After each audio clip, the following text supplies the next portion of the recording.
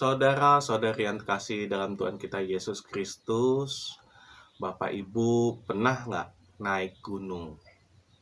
Bagaimana rasanya? Menyenangkan, menakutkan, atau biasa aja? Nah, hari ini kita mendengarkan kisah Yesus Kristus yang sedang naik gunung.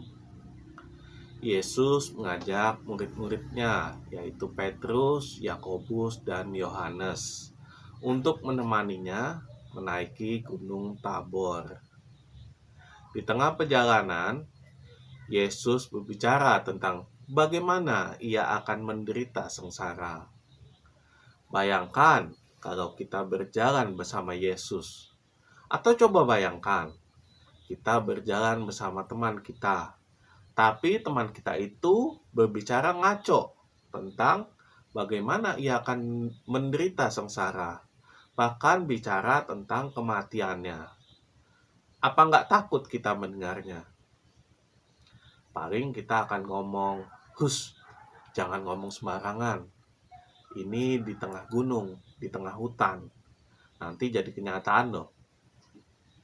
Bahkan saking takutnya, mungkin kita akan mengancamnya. "Kalau lu ngomong gitu terus, gua tinggal di sini. Gua duluan." Atau mungkin gua nggak akan jadi naik gunung lagi. Mending gua turun aja daripada lu ngomong sembarangan kayak gitu. Dan mungkin perjalanan kita akan menjadi lebih lama daripada yang seharusnya. Karena kita selalu ngomongin yang jelek-jelek. Dan energi yang keluar akan jadi negatif. Biasanya orang naik gunung itu nggak banyak ngomong untuk menghemat tenaga. Tapi ini malah cerita yang jelek-jelek, bahkan bicara tentang kematian.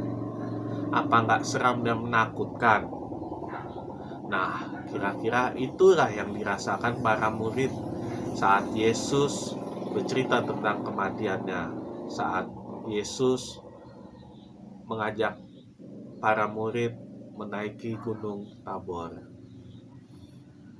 Belum lagi saat di puncak gunung, Yesus menampakkan diri menjadi 3 rupa. Apa nggak horor kejadian saat itu?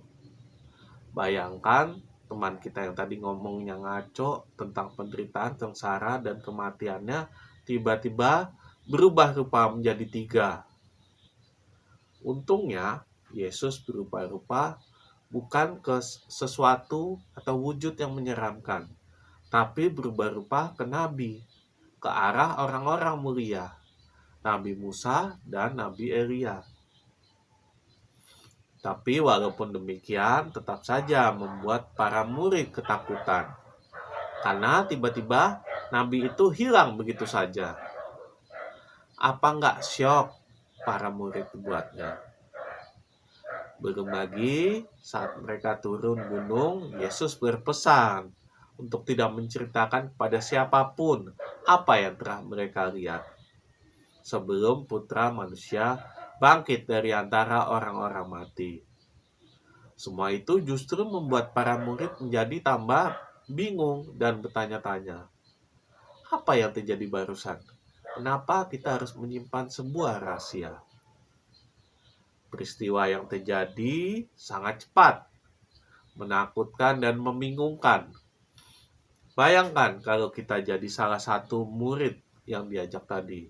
Jadi Petrus, Yakobus, atau Yohanes. Apa yang akan kita lakukan?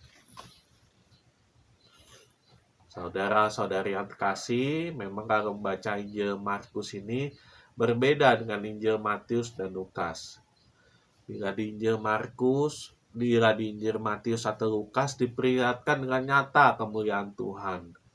Tapi di Injil Markus ini seolah-olah kita diperlihatkan sisi lain dari bacaan ini. Dari sisi para murid yang ketakutan. Bahwa saat melihat kemuliaan Tuhan, saat Yesus berubah rupa, saat Yesus bertransfigurasi, pasti ada sisi manusia dari para murid yang ketakutan. Tidak semata-mata hanya rasa kagum, takjub, atau terkesima. Sisi kemanusiaan inilah yang diangkat oleh Injil Markus.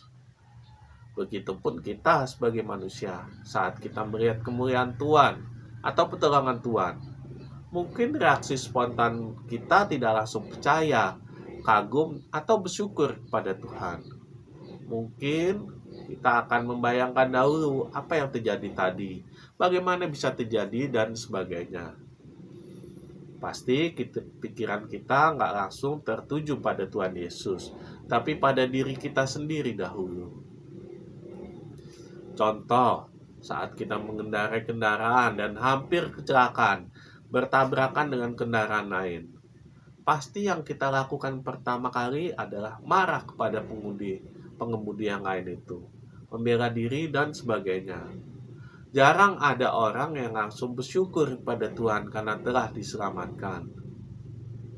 Atau contoh lain, saat kita mendapatkan nilai yang baik di sekolah, kampus, atau pekerjaan.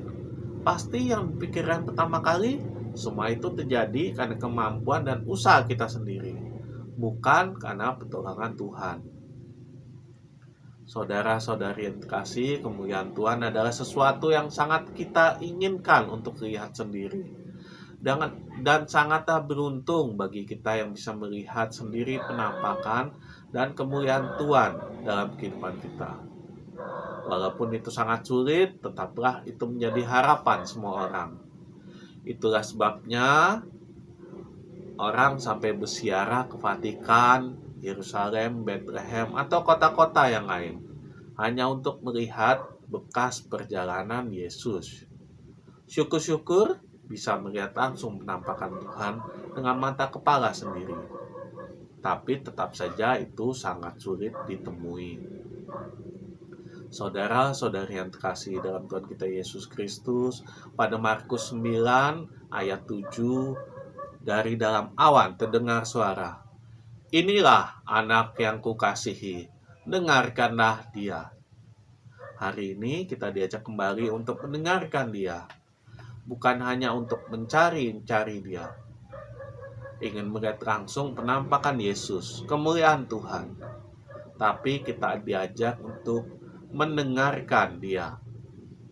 Segala sesuatu yang dia katakan pada Injil adalah sabda Tuhan yang hidup, yang harus kita dengarkan, harus kita laksanakan. Melihat secara langsung adalah anugerah yang tak semua orang bisa merasakannya. Mungkin saat kita mati nanti kita bisa melihat Tuhan secara langsung. Tapi selama kita masih hidup, walaupun kita tidak bisa melihat dia, marilah kita mendengarkan dia. Marilah hening sejenak, marilah kita merenung.